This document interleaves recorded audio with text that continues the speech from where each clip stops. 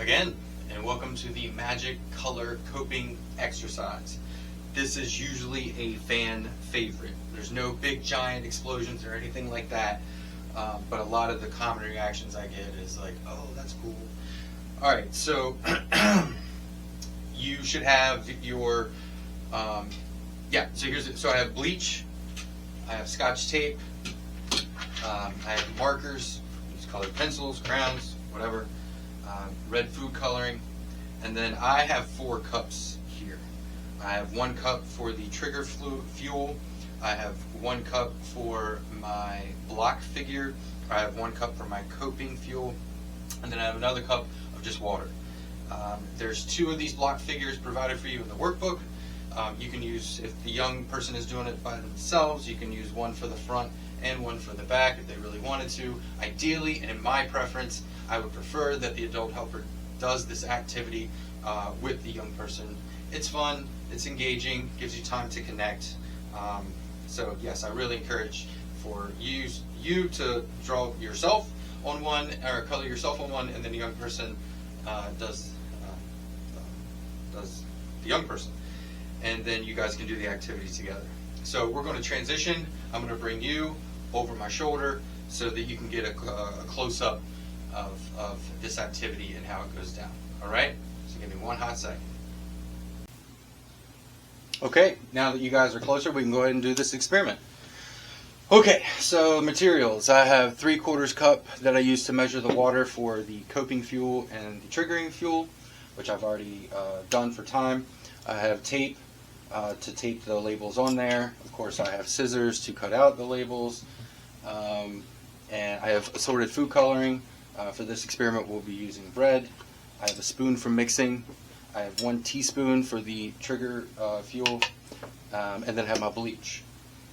Now, sometimes a common question is that I get from adults who's worked on with this workbook in the past: how do I cut out the chest area without cutting into into the side of the figure? I explained it in the book, but in case I didn't explain it well enough, I'll go ahead and do it really quick here because it's fairly easy. So you'll notice that there's a cross in the center of the chest. So I'm going to fold across those lines. So here's a line going this way, so I'm going to fold that way. And then I'm going to take the end of my scissors, I'm going to make a small snippet, and then I'm going to unfold it, turn it, and then I'm going to fold, I'm going to fold that way, and then I'm going to fold that way, make a small snippet, and I've essentially made a hole here. You see my pinky sticking through there, and then I just slide the scissors inside the hole, and I cut up to the line, and then start to turn my guy, or gal, or whatever, until I cut out all the way around the thing until I'm done. And that's it. Okay, so this exercise, like every other exercise in the workbook, you can do on a group format or an individual format. So I'm going to pretend that I'm with an individual now.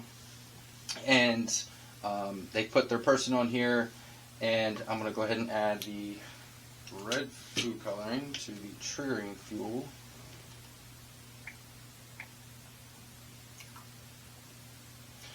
Really red. Really, really red.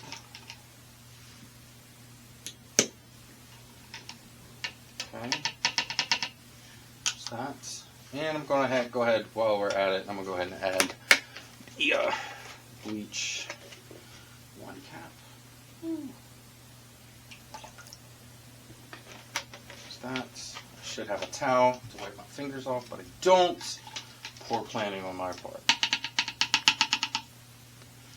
Okay, there's the coping fuel.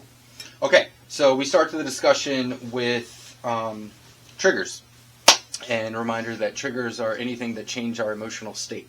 So, of course, we can be triggered to feel positive feelings. We can also be triggered to feel negative feelings. But for the sake of this exercise, we're going to be talking about the feeling of anger or feeling mad. And we talk about what's something that triggers you to feel mad, or what's the last thing that triggered you to feel mad. And then we generate that conversation.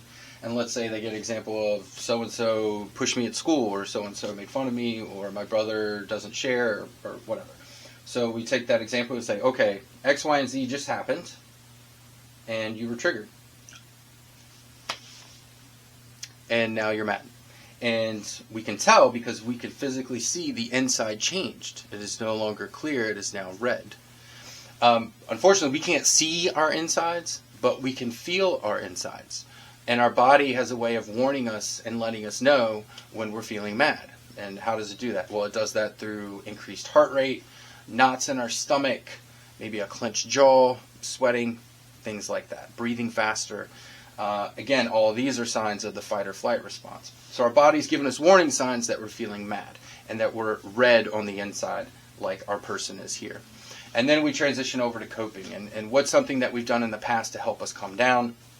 What's something that we've seen in the book, either ahead or that it's already been discussed, that we could try to help us maybe not feel mad anymore, but help us make healthier choices. And then we discuss that. And then they say, well, I like deep breathing or blowing bubbles or something like that. And then we say, okay, so let's do that. Let's blow some bubbles to chill out a little bit. So I add my coping in there.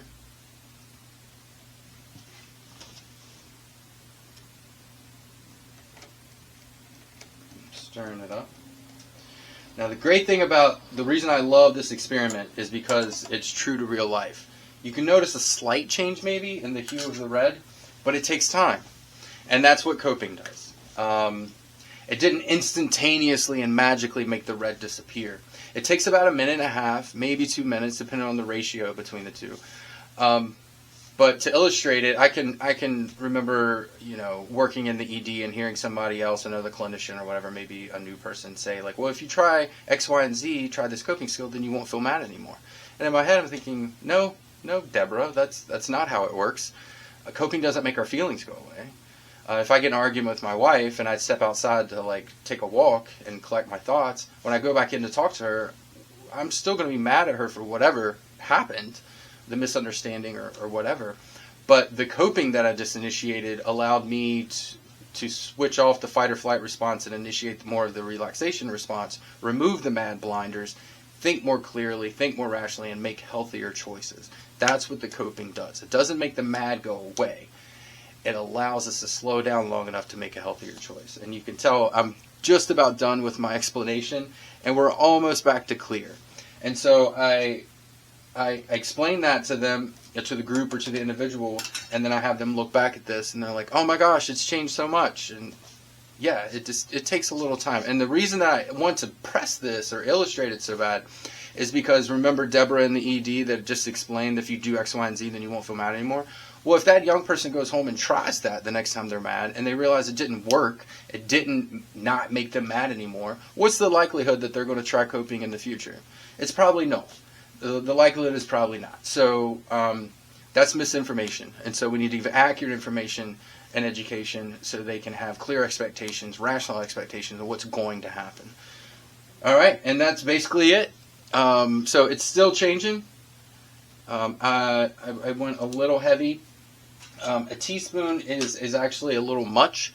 I would probably do 3/4 of a teaspoon, half a teaspoon, and it would probably get closer to clear by now. But it's really, you can still see the slight hue in there, but it's pretty good.